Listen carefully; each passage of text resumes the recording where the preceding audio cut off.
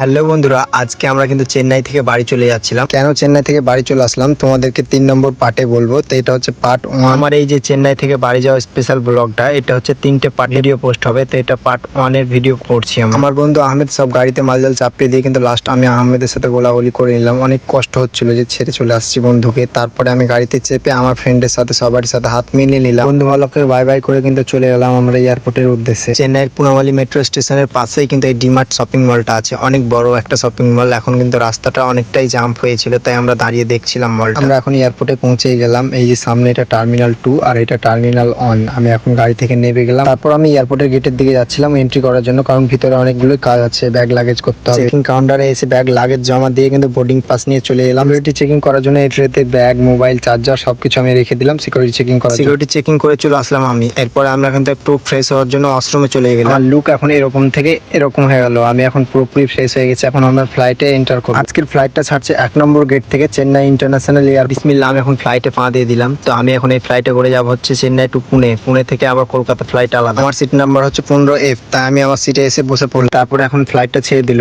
আর আমি যতবারই ফ্লাইটের টিকিট বুক করি না কেন, এরকম উইন্ডো সিট ফ্রিতে পাই। কিভাবে পাই তোমরা যদি জানতে চাও, তোমরা যদি নিতে চাও, আমার কাছ থেকে বুক করতে পারো। আমি অনেক কম টাকায় ফ্লাইটের টিকিট বুক করে থাকি। যারা যারা আমার কাছ থেকে বুক করে একমাত্র তারাই জানে আমি কত টাকা নিই। তারপরেই কিন্তু আমাদের ফ্লাইটটা এখন টেক আপ করার জন্য রানওয়েতে দৌড়চ্ছে। এই মাত্র ফ্লাইটটা টেক আপ করে দিল। আর দেখো উপর থেকে চেন্নাই শহরটা কত সুন্দর লাগছে, দারুণ লাগছে। এরকম এত সুন্দর ভিউ দেখতে পেতাম না যদি আমার কাছে উইন্ডো সিটটা না থাকতো। আমি উইন্ডো সিটটা পেয়েছি বলে কত সুন্দর একটা ভিউ দেখতে পাই। ফ্লাইট টেক আপ করার পরে আমি এখন ল্যাবরেটরিতে এলাম। ল্যাবরেটরিটা দেখো কত ছোট। হ্যাঁ, এটাই হচ্ছে ফ্লাইটের বাথরুম, মানে ল্যাবরেটরি। ল্যাবরেটরি থেকে বেরিয়ে দেখি ফ্লাইটের ভিতরের অংশটা পিছন দিক থেকে কত সুন্দর লাগছে, দারুণ লাগছে। তারপর আমি আমার সিটে কিন্তু আবার এসে বসে পড়লাম। আর কিছুক্ষণ পরেই কিন্তু আমাদের ল্যান্ডিং এ চলে এসেছে। তো ওই ল্যান্ডিং টাইমে কত সুন্দর লাগছে ভিউটা দেখো। এটা হচ্ছে পুনে শহর। আলহামদুলিল্লাহ, পুনে এয়ারপোর্টে কিন্তু খুব সুন্দরভাবে ফ্লাইটটা ল্যান্ড করে দিয়েছে। ফ্লাইট থেকে সমস্ত প্যাসেঞ্জার নেমে যাওয়ার পরে কিন্তু আমরা নামছিলাম। আর এখানে এয়ার হোস্টেসের সাথে কিছু কথা বলে নিচ্ছিলাম। ইন্ডিগো এয়ারলাইন্স এর ক্রু মেম্বারদের গুলোকে থ্যাংক ইউ জানিয়ে আমি ফ্লাইট থেকে এইমাত্র পুনে এয়ারপোর্টে নেমে গেলাম। তো পুনে এয়ারপোর্টটা খুবই একটা সুন্দর এয়ারপোর্ট। কিছুদিন আগেই কিন্তু আপডেট হয়েছে এয়ারপোর্টটা। এই ভিডিওটা আমি এখানে শেষ করছি। দেখা হচ্ছে পার্ট 2 পুনে টু কলকাতা। আর ওই ভিডিওটা দেখার জন্য প্লিজ পেজটিকে ফলো করে রাখো। ভালো থাকো, সুস্থ থাকো, বাই বাই।